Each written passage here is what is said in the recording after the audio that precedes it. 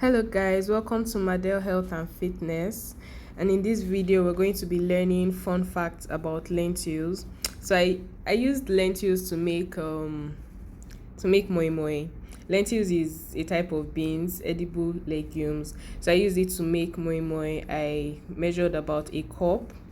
I blended it, I soaked it, I blended it. So in this video, basically, you're going to be watching the process of how I made moi with lentils, because most of us are used to using normal beans, our regular Nigerian beans, to make moi, right? So this is another way, because if you don't have access to normal beans, you can also use lentils to make moi, and it came out really good.